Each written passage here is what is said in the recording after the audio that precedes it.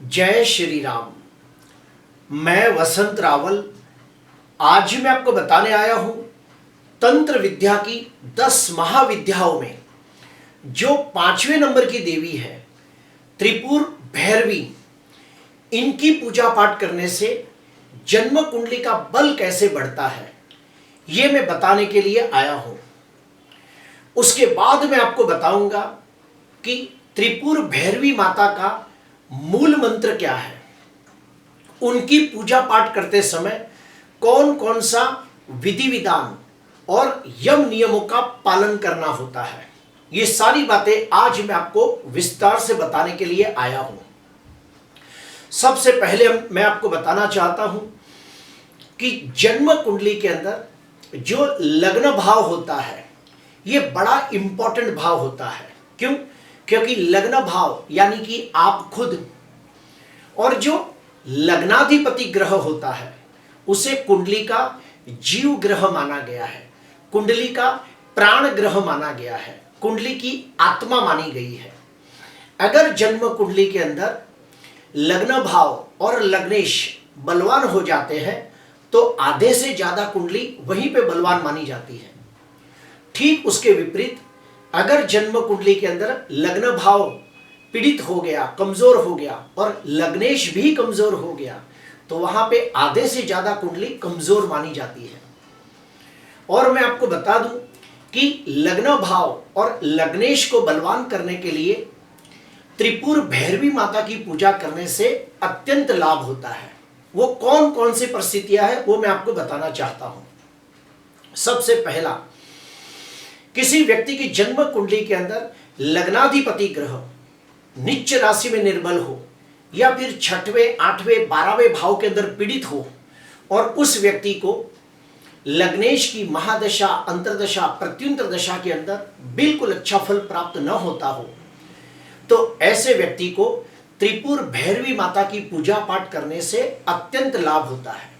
दूसरा, अगर किसी व्यक्ति की जन्म कुंडली के अंदर लग्नाधिपति ग्रह अस्त का हो, मृत अवस्था में हो, नवमांश में नीच का हो, पाप ग्रहों से द्रष्ट हो, पाप ग्रहों से पीड़ित हो तो ऐसे व्यक्ति को भी त्रिपुर भैरवी माता की पूजा पाठ करने से अत्यंत लाभ होता है। तीसरा, अगर किसी व्यक्ति की जन्म कुंडली के अंदर लग्न भाव के अंदर ही सूर्य ग्रहण, चंद्र ग्रहण, अंगारक योग, जड़त्व योग, चांडाल योग, लंपट योग, शापित योग जैसे अशुभ योग लग्न भाव में ही निर्माण होते हो, या फिर लग्न भाव के ऊपर 2 या 3 पाप ग्रहों की दृष्टि हो तो भी ऐसे व्यक्ति को लग्नेश का बल बढ़ाने के लिए त्रिपुर भैरवी माता की पूजा पाठ करने से अत्यंत लाभ होता है। किसी व्यक्ति की जन्म कुंडली के अंदर लग्न भाव 2 पाप ग्रहों के बीच में आ गया हो जिसे हम पाप कर्तृयोग कहते हैं, ठीक उसी प्रकार लग्नेश भी अगर 2 पाप ग्रहों के बीच में आ गया हो जिसे हम पाप कर्तृयोग कहते हैं, अर्थात लग्न भाव और लग्नेश 2 पाप ग्रहों के बीच में आ गए हो, पाप कर्तृयोग में पीड़ित होते हो तो ऐसे व्यक्ति को भी लग्न भाव को और लग्नेश को बलवान बनाने के लिए त्रिपुर भैरवी माता की पूजा पाठ करनी चाहिए। प्रिय दर्शकों, लग्न भाव ये बहुत ही इंपॉर्टेंट भाव है और जो लग्नेश है वो तो सबसे ज्यादा शुभ ग्रह माना गया है। और अगर लग्नेश की ही महादशा, अंतरदशा, प्रत्युंतर दशा आ जाए और उस व्यक्ति को बिल्कुल अच्छा फल प्राप्त न हो तो ऐसे व्यक्ति को त्रिपुर भैरवी माता की पूजा पाठ करने से बहुत बहुत लाभ होता है। आज से 30 साल पहले जब मैं ज्योतिष सीख रहा था उस समय मैंने डॉक्टर नारायण दत्त श्रीमाली जी की 6 किताबों का सेट पढ़ा था, वो मैं आपको बताना चाहता हूं। ये देखिए, ये सबसे पहली किताब है स्मशान भैरवी, ये नारायण दत्त श्रीमाली जी की लिखी हुई किताब है। उसके बाद दूसरे नंबर पे है तांत्रिक सिद्धियां, तीसरे नंबर पे है रहस्यमय अज्ञात तंत्रों की खोज में, चौथे नंबर पे है गोपनीय दुर्लभ मंत्रों के रहस्य, उसके बाद देखिए तंत्र गोपनीय रहस्यमय सिद्धियां, और आखिरी है तंत्र साधनाएं। ये सारी किताब मैंने आज से 30 साल पहले पढ़ी लिखी है। उसके बाद भी 2 किताबें हैं, तंत्र विद्या के रहस्य और वशीकरण मंत्र। तो इस प्रकार से आज से 30 साल पहले मैंने डॉक्टर नारायण रसीमाली जी की तंत्र विद्या की 6 किताबों का बहुत गहराई से अध्ययन किया है, और उसके बाद मेरे मन में ख्याल आया कि तंत्र विद्या का जन्म कुंडली से और ग्रहों से तालमेल कैसे बिठाया जाए, इसीलिए मैंने ये वीडियो बनाया है। तो आइए जानते हैं कि त्रिपुर भैरवी माता की पूजा पाठ कैसे की जाती है। सबसे पहले आपको एक लकड़े का पाट लेना है। लकड़े का पाट लेने के बाद उसके पर लाल वस्त्र बिछा देना है, और लाल वस्त्र के ऊपर आधा किलो या 1 किलो गेहूं बिछा देने हैं। फिर से कहूंगा, एक लकड़े का पाट लेना है, उसके ऊपर लाल कपड़ा बिछा देना है, उसके ऊपर आधा किलो या 1 किलो गेहूं बिछा देने हैं, और ठीक आगे के तरफ एक वीढ़ा के पत्ते के ऊपर गणेश जी की स्थापना करनी है। अपने राइट हैंड साइड पे एक दिया जलाना है, लेफ्ट हैंड साइड के ऊपर 2 अगरबत्ती जलानी है। गणेश जी के ठीक पीछे आपको त्रिपुर भैरवी जी का फोटो लगाना है। अगर मूर्ति होगी तो मूर्ति रख सकते हो। आपके राइट हैंड साइड पे आपको शिवलिंग रखना है या फिर शिव जी का फोटो रखना है। आपके लेफ्ट हैंड के तरफ, दावे हाथ के तरफ एक तांबे का कलश, उसमें 5 वीड़ा के पत्ते, एक नारियल, और उस कलश के अंदर 1.25 रुपया। इस प्रकार से कलश की स्थापना करनी है। आगे गणेश जी, पीछे माता का फोटो, राइट साइड पे दिया, लेफ्ट साइड पे अगरबत्ती, शिव जी और कलश। इस प्रकार से पूरे पाठ को सजाना है। उसके बाद आपको भैरव का यानी कि त्रिपुर भैरवी का मैं मूल मंत्र बताने जा रहा हूं, तो सुनिए। उनके 4 मंत्र मैंने आपको सजेस्ट किए हैं, और ये सारे मंत्र सात्विक मंत्र है। याद रखिए, मंत्रों के 2 अलग अलग प्रकार होते हैं। एक सात्विक मंत्र जो कोई भी व्यक्ति कर सकता है, जो सुबह से लेके शाम तक करने होते हैं, और दूसरे मंत्र होते हैं तांत्रिक, जो सूरज ढलने से लेके रात को मध्य रात्रि के 3 बजे तक आप वो कर सकते हो, वो तांत्रिक मंत्र होते हैं। लेकिन ये सारे मंत्र सात्विक है। मंत्र क्या है तो सुनिए। ओम त्रिपुर भैरवीये नमः, ओम त्रिपुर भैरवीये नमः, ओम त्रिपुर भैरवीये नमः। ये सबसे आसान मंत्र। उसके बाद दूसरा है ओम हसिम त्रिपुर भैरवीये नमः, ओम हसिम त्रिपुर भैरवीये नमः, ओम हसिम त्रिपुर भैरवीये नमः। तीसरा मंत्र ओम ह्रीं भैरवी क्लौं ह्रीं स्वाहा, ओम ह्रीं भैरवी क्लौं ह्रीं स्वाहा। और ये मंत्र भी बहुत फेमस है। ओम हसे हसक्रीं हसे भैरवे नमो नमः, ओम हसें हसक्रीं हसे भैरवे नमो नमः। इसमें से कोई भी मंत्र जो आपको ठीक लगता हो। इसके अलावा भी और कई सारे मंत्र हैं भैरवी माता के, कोई भी मंत्र आप कर सकते हो। और ये मंत्र कैसे करने हैं तो सुनिए। रोज आपको 3000 मंत्र करने हैं, 40 दिन तक करने हैं, तो 1.25 लाख मंत्र हो जाएंगे। और अगर रोज 6000 मंत्र करते हो तो 21 दिन के अंदर 1.25 लाख मंत्र हो जाएंगे। ये मंत्र आप सुबह के समय कर सकते हो, और सुबह से लेकर शाम तक कभी भी कर सकते हो, लेकिन सुबह के समय करो तो अच्छा रहता है। ये मंत्र करते समय आपको और क्या क्या करना है तो सुनिए।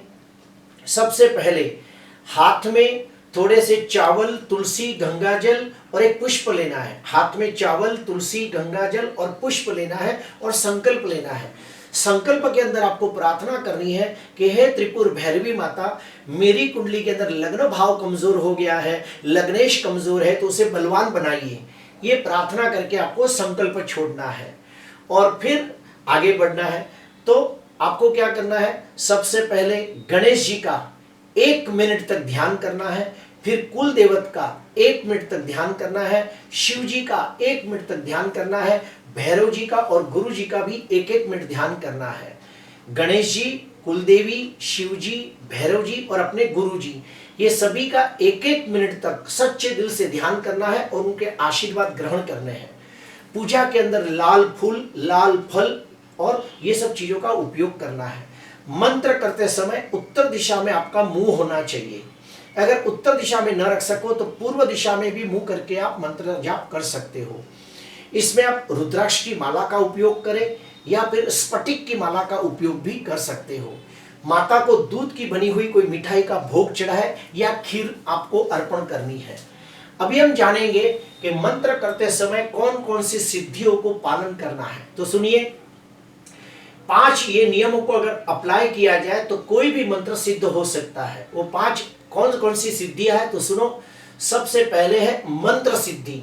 इसका अर्थ है आपने पहले दिन जो मंत्र बोलना शुरू किया आखिरी दिन तक वही मंत्र का जाप करना है। मंत्र में कोई भी प्रकार का फेर बदल नहीं करना है, मंत्र को चेंज नहीं करना है। पहले दिन जो मंत्र की शुरुआत की आखिरी दिन तक उसी मंत्र को पकड़े रहे। दूसरा, संख्या सिद्धि। इसका अर्थ यह है कि आज आपने 3000 मंत्र किए तो रोज आपको 3000 मंत्र ही करने हैं। ऐसा नहीं है कि आप 3000 किए, कल 4000 किए, परसों 5000 किए, ऐसा नहीं करना है। इसे कहते हैं संख्या सिद्धि। यानी कि एक नियम बना लो कि आप रोज 3000 करोगे, 4000 करोगे या 5000 करोगे। तीसरा है स्थान सिद्धि। अपना घर बड़ा हो तो एक अलग से कमरे के अंदर ये सिद्धि हासिल करो, और घर छोटा हो तो कोई एक कोने के अंदर बैठ के करो, लेकिन जो जगह पे आप पहले दिन बैठे हो आखिरी दिन तक आपको उसी स्थान पे बैठ के मंत्र जाप करने हैं। चौथा, दिशा सिद्धि। आपको ये मंत्र करते समय अगर उत्तर दिशा में मुंह करके बैठे हो तो रोज उत्तर दिशा में ही मुंह करके बैठो, पूर्व दिशा में मुंह करके बैठे हो तो रोज पूर्व दिशा में मुंह करके बैठो। और आखिरी है समय सिद्धि।